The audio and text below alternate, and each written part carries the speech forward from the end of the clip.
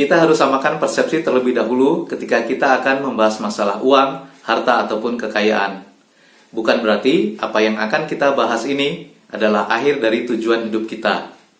Tapi justru bagaimana caranya agar uang, harta, ataupun kekayaan yang kita miliki bisa menjadi penolong kita kelak di akhirat. Harus kita yakini dan kita sadari bahwa Allah lah yang memberikan kita rizki. Oleh karena itu, kita harus banyak-banyak berdoa dan meminta pertolongan kepada Allah agar dibukakan pintu rizki yang seluas-luasnya. Dan boleh bagi kita untuk mencari ilmu dunia. Ilmu bagaimana caranya menghasilkan uang dan ilmu bagaimana caranya menjadi kaya. Kaya itu relatif, tergantung dari sudut pandang yang berbeda. Ada orang yang hari ini bisa makan, dia sudah merasa kaya. Ada orang yang sudah terbebas dari hutang, dia merasa kaya. Tapi ada juga orang yang sudah memiliki harta yang banyak, bahkan sudah memiliki rumah yang mewah ataupun mobil yang mewah, tapi dia belum merasa kaya. Jadi kaya itu relatif, tergantung dari sudut pandang yang berbeda. Menjadi kaya raya bukanlah hal yang tercela. Selama kita mendapatkan uang, harta, ataupun kekayaan dari hasil yang halal dan bisa bermanfaat untuk orang banyak. Yang justru hal ini sangat jarang sekali dibahas ataupun dibongkar rahasianya oleh orang-orang kaya. Bismillahirrahmanirrahim. Assalamualaikum warahmatullahi wabarakatuh.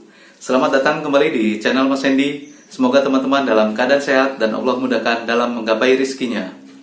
Pada kesempatan kali ini, saya akan membedah bagaimana caranya agar uang mengejar kita.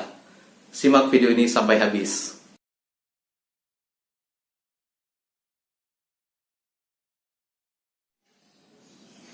Berikut ini adalah 5 cara agar uang mengejar kita.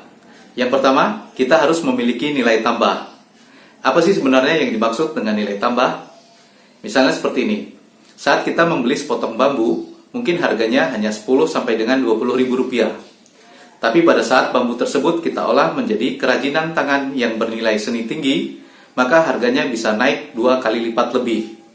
Apalagi jika kita jual ke pasaran, misalnya seperti supermarket, perhotelan, ataupun rumah-rumah mewah, bahkan kita ekspor ke luar negeri, mungkin harganya bisa mencapai ratusan ribu, bahkan jutaan rupiah.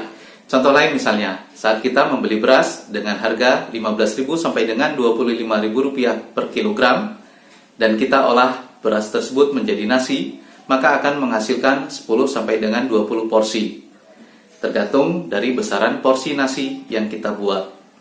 Nah, jika satu porsi nasi kita jual dengan harga 5.000 rupiah, dikalikan 10 saja sudah menjadi 50.000 rupiah.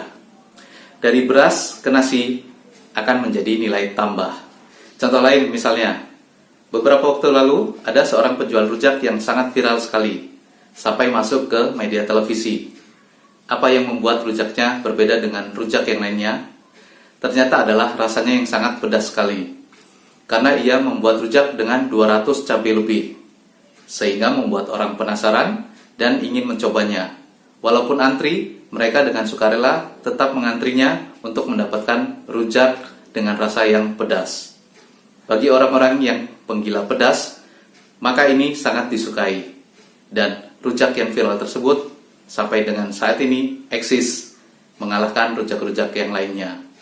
Rujak tersebut mempunyai nilai tambah dibandingkan dengan rujak-rujak pesaing lainnya. Nah, contohnya apa lagi?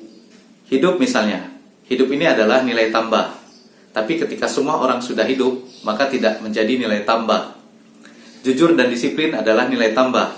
Tapi ketika semua orang sudah jujur dan disiplin, maka tidak lagi menjadi nilai tambah. Mencapai target 100% adalah nilai tambah.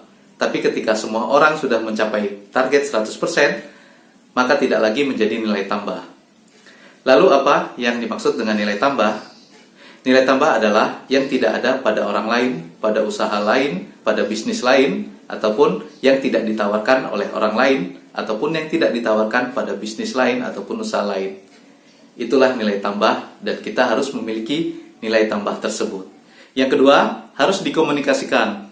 Walaupun kita memiliki usaha ataupun bisnis yang produk ataupun layanan kita memiliki nilai tambah dibandingkan produk ataupun layanan orang lain, tapi bila tidak dikomunikasikan, baik melalui promosi ataupun yang lainnya, maka orang tidak akan tahu.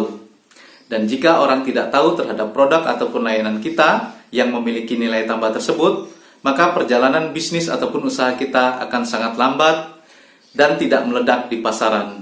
Ketiga, kepada orang yang tepat. Bila kita sudah memiliki produk ataupun layanan yang memiliki nilai tambah dibandingkan dengan produk ataupun layanan orang lain, maka kita harus mengkomunikasikannya kepada orang yang tepat, yang menjadi target market kita. Apabila kita mempromosikan ataupun mengkomunikasikannya kepada orang yang kurang tepat, maka hal ini akan menjadi sia-sia dan membuang-buang waktu saja.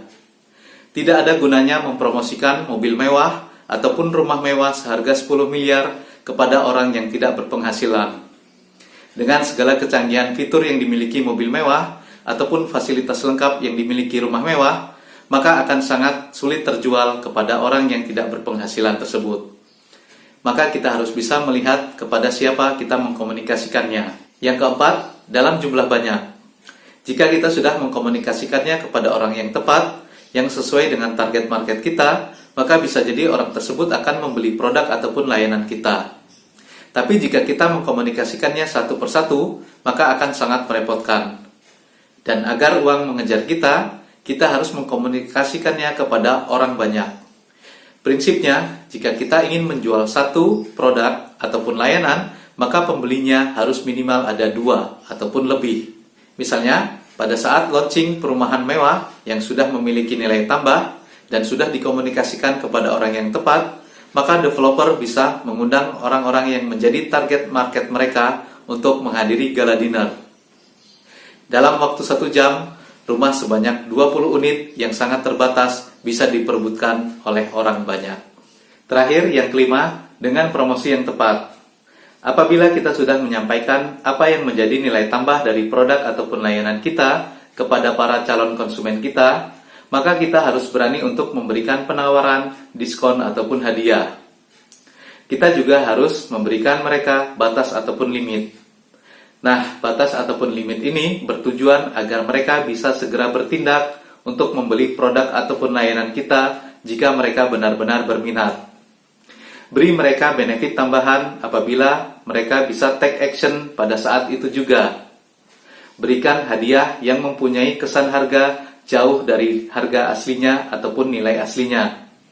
Misalnya, kita ingin memberikan hadiah seharga ataupun senilai Rp500.000, tapi bisa dirasakan oleh para calon konsumen kita senilai Rp1.000.000. Tergantung dari bagaimana cara kita mengemas hadiah tersebut. Nah, demikian yang dapat saya sampaikan. Terima kasih sudah menonton. Semoga bermanfaat. Wassalamualaikum warahmatullahi wabarakatuh.